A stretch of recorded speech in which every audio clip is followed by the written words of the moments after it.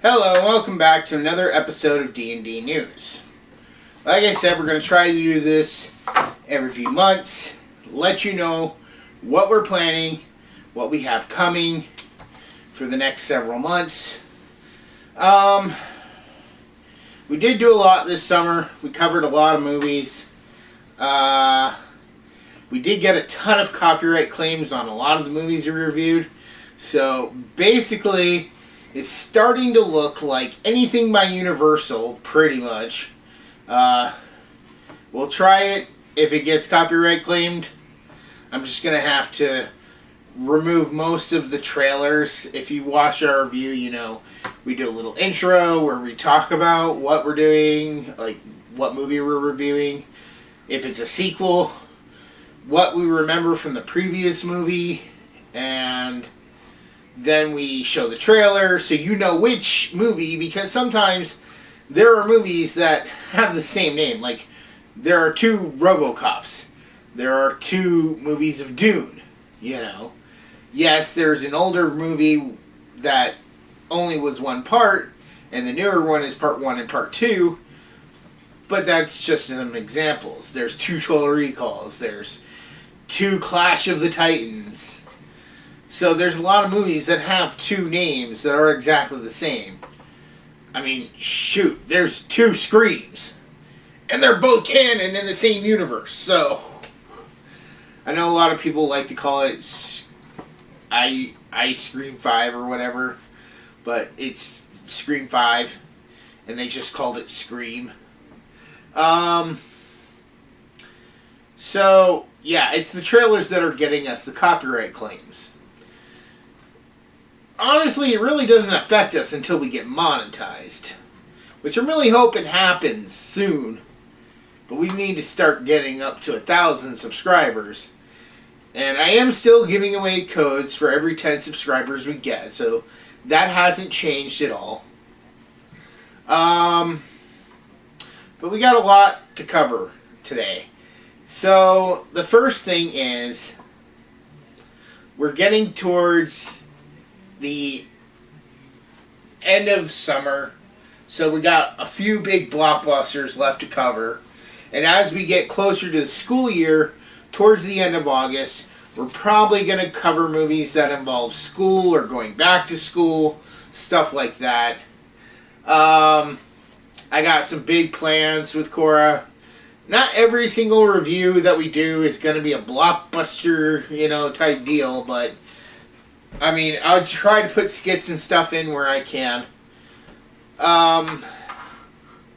Then, at the end of August, we will begin Pirate Month, like we do every September.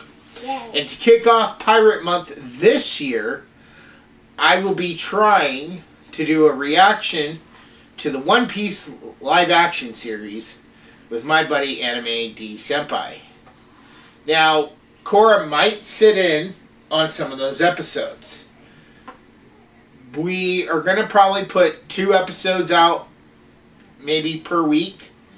We're going to get it all recorded and all ready for you guys at the very beginning, so you got instant reaction, but we may not release it all. We might do like episodes 1 and 2, then the next week 3 and 4. I don't know. We'll figure it out. But yeah. Then in October, we're basically going to be doing our Halloween month as usual. I've got a bunch of good Halloween movies planned out for me and Cora to watch. Probably one of the biggest things that we will be covering. I don't know exactly how we're going to cover it yet. It all remains to be seen on what's available for me. But we will be reviewing or reacting to Five Nights at Freddy's. Five Nights at Freddy's! During the month of September, like I said, that'll be our Pirate Month, where me and Cora, we will watch the next 2 Pirates of the Caribbeans that she has not seen yet. We have a couple other pirate movies in store, so definitely looking forward to that. And we're going to be kicking it off with One Piece live action. So, if you're an anime fan and you want to see how we react, yeah, I mean, I'm really looking forward to it. I can tell you that right now before we get to the climax of this video here. But with that said, then moving into November, we will probably hit up or finish off anything we want to finish before the end of the year, because around the last 2 weeks of November, Cora and I will probably watch Rocky 1 and 2, and if we have time, maybe the first 2 Die Hards. We will also, then in December, we will be going into our Christmas month, where we will be watching Christmas movies nonstop. I've got a few good ones that she hasn't seen yet, and I think she's really going to be happy. Last year we covered a great deal. Disney seems to be the one thing that we don't seem to have much trouble with when it comes to doing our reviews. So, you might see more Disney content, and that's because they're more lenient or willing to... Can you please... They're more lenient when it comes to copyright claims. So, alright. Then after Christmas, we will probably finish off the Rocky series, because I can't just start her with Rockies 1 and 2 and then never have her watch the rest. And I think 3 and 4 are really... I think 4 is going to blow her away. And then probably at the end of January, we will finish off that month with her doing well, we'll both probably do a ranking for the Rocky franchise. So, that is basically our plans from August to January. Now, I might make an update video of this in the future if something changes. But, as of right now, this is basically our plan. If you guys want, let me know in the comments below if you would like to see a list. But a lot of times when we do our reviews, it's more of a spur of the moment, oh, let's watch this movie and review it kind of a thing. But there are some that I have planned, like the ones we're doing in October and the ones we'll be doing in December. If you'd like me to start putting a list up so I can, so you guys know what we're looking forward to, I can tell you right now, she has never seen Dracula, Frankenstein. We have a Wolfman. We'll probably be watching The Mummy. Basically, and not the original versions, not the old classic, but the big movie ones. The Mary Shelley's Frankenstein. The Wolfman with Anthony Hopkins. Dracula, like Bram Stoker's Dracula with Gary Oldman. So it'll be those kinds of movies. Also in September, we will take a small tiny break from Pirate Month, kinda. And we will be doing a special episode on September 9th for my father's birthday, where we will be watching and reviewing one of his favorite films of all time.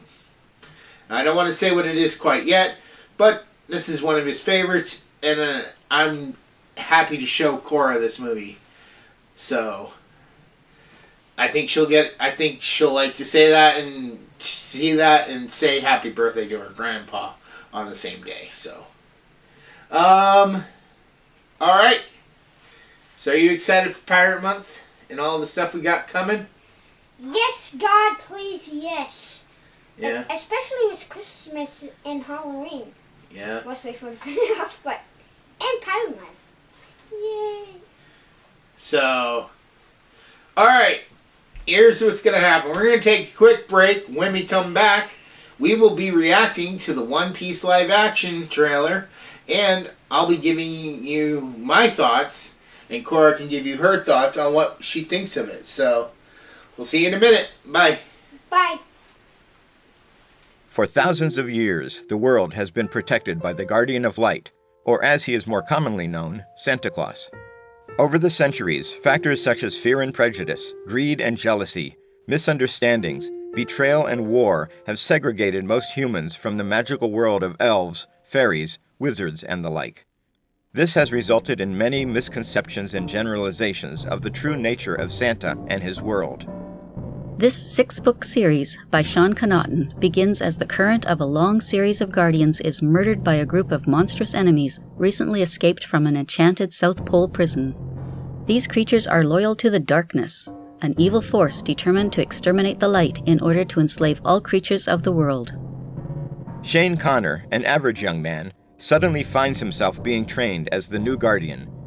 As he adapts to his new life among fantastic creatures, he goes on an adventurous quest with a legendary wizard for the ultimate weapon to use against the darkness, and faces murderous enemies like Rasputin, Morgana Le Fay, Krampus, and many more. Along with his best friend Joe Gomez, Shane encounters politics, history, mysterious murders, new loves, his own hidden past, and racial dynamics among the fantasy races that turn out to be all too real. Their adventures reveal the true nature of the world and challenge the current state of how all races interact. This series expertly melds myths, legends, history, faiths, folklore, and secret societies into a fascinating, cohesive, comprehensive world of wonder and magic. From Atlantis to Olympus, from Hades to the moon, and from broomstick races to Christmas deadlines, join the new Santa Claus on his amazing journey. But beware, will Shane's quest achieve his ultimate goal of destroying the darkness and preserving the light of the world?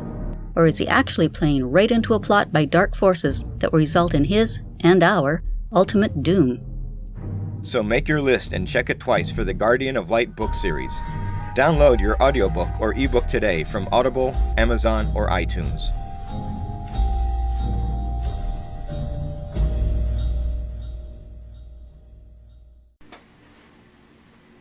Now we're recording. Alright. So now we are going to go through and we are going to react to the One Piece live action trailer. Just in full disclosure, I have sat through and seen this once, or she has seen this once. I have actually sat through this many times and I kind of dissected it with my friend Anime D Senpai, who we will be reacting to the series with. So, with that said, Cora, headphones. Now, I will be talking over the trailer, just because I don't want to get copyright claimed, and I'm really hoping that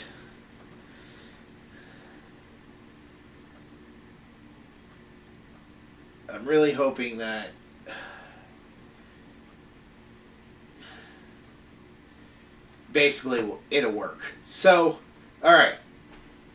If you can't see it, it'll be right over there. Up in that corner. And go.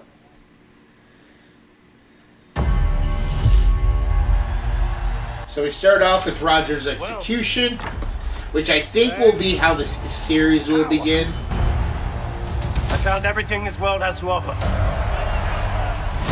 And I think Luffy will be narrating at that time.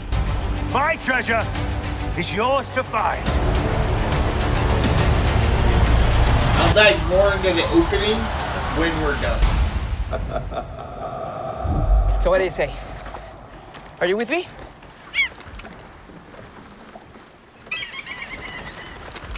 Mutiny. I like that part. Why would anyone... The music sounds so much like Pirates of the Caribbean. Wind in your back. Salty seer. Loyal crew by your side. It's ready! What is it? We're Jolly Roger. We are the Straw Hat Crew. Now, Cora's never actually sat down and watched the show, really. I know, but that Treacherous flag stretch of ocean actually looked like bigger a islands 2-year-old drawn bigger pirates. That's where we're gonna find the flag. One Piece. You've been making enemies everywhere we go. Chop, chop! Cannon! Hit the deck! Luffy, they are hunting you. Guy, save your ass. Well, I saved your ass. You'll have to excuse them. They're idiots.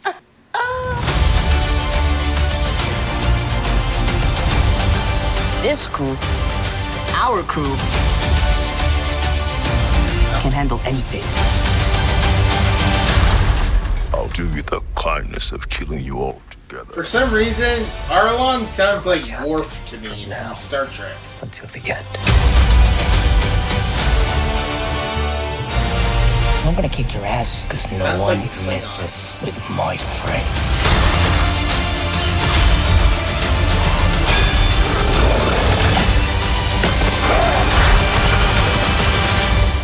What's so special about you? I'm Monkey D. Luffy.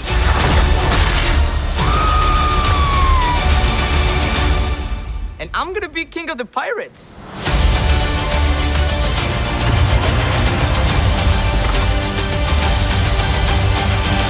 I didn't know there were so many pirates. It's terrible. I really hope we do have this music Where's my in face? the show. I hope this is the musical choice they go with. Alright. So, here's my predictions for how the show will start. I'm pretty sure it's probably going to start off with the Roger execution. But I think it's going to, that didn't really help. I think basically what's going to happen is that it's going to start off with Roger's execution. And then we're going to jump forward to, if you look over here, the scene where he's getting the hat from Shanks. And then I think it'll cut to Luffy talking to that bird. I think that would be a really strong and good way for them to open the show for the first episode. Now, after that, I don't know. I do have a lot of predictions as far as, because they are bringing Arlong into the Baratier part of this, I get the feeling as if Arlong is going to basically be like the one in charge of the East Blue. Now, I know he wasn't in charge of the East Blue originally, but there was a lot of things built up with his character, and he was considered to be the biggest threat of the season. Like, the Don, whatever his name was. I'm really horrible with character names, especially when you have a butt ton of them in one franchise. Trust me, I'm even bad at it with Game of Thrones, and Game of Thrones has, for a much shorter series, almost as many. But I think that Arlong is going to be the main bad guy in the East Blue in this version of the show. I think that him being the villain makes more sense than Don Quixote, maybe? What was it, Quixote? I don't know. Anime D Senpai would know. But anyways, I feel like they're going to set up, and I think like he's going to be going around, and he's going to be picking up collections. Like, he's going to go to Buggy, and he's going to say, I'm here to pick up my bi-monthly money that you owe me for pirating in my seas. And then Buggy's going to be like, yeah, well, see, I don't have it because I just got robbed by this guy with a straw hat. And he kicked my butt. And I think then Arlong's going to be like, well, come with me, or go look for him. I'm going to go look for him. And then he's going to meet up with the Dawn guy, and that guy's going to be like, he's here. And I feel like then they're going to kidnap Nami, in the original, one thing I do remember is I thought it was a really odd choice to have Nami react to Arlong's wanted poster the way she did. But I can get into that in another video. I think I've talked about it in the past a little bit, but there was just something weird in the anime about the way she reacted to the poster. So I think in this one, I think that he's gonna basically kidnap Nami, and the Straw Hats are gonna take the Going Merry and go try to rescue her. So, are you looking forward to this show, Cora?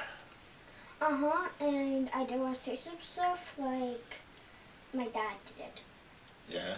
So, If you like this show, do you think you're gonna like watching the anime? yeah, now please let me speak. Well, hurry up. So, I'm just going to speak about the flag real quick. So, you see the flag that I guess Luffy drew, and I said looks like a 2-year-old drew. They got the background black, and it's supposed to be black, but when you see the ship laid off, near the end, it's white, and it looks like the school is complete, no mess-ups, like it was, when I said the 2-year-old drawed it. Well, But if you the watch, problem is, it was white instead of black, when it's supposed to be so. Cora, if you watched the show, like I've asked you to, you would know exactly why it's like that. Because it was in the anime, and it was in the manga. Why did they There's a reason why. Why did they decide to change it, the background white? No. The one who put it on the white sails wasn't Luffy. Luffy's not good at drawing. Luffy's a bad drawer. So somebody else redrew what Luffy created, but made it better. And you'll have to watch the show to find out who that was. So who's your favorite Straw Hat character from what you know about One Piece? I would probably say Luffy, even though he is literally draws like a 2-year-old. Yeah. No offense for any Luffy fans. Even though I'm kind of a Luffy fan, but I never even watched it. The show makes no sense. Well, you gotta watch it from the beginning and then you'll make perfect sense. And you've seen clips, so. Alright, but that's gonna wrap up this news episode. We're glad you could watch the One Piece trailer with us. We're very excited to bring you Pirate Month this year. We couldn't be more excited. With that said, we will see you all in the next episode. Bye, like, comment, subscribe.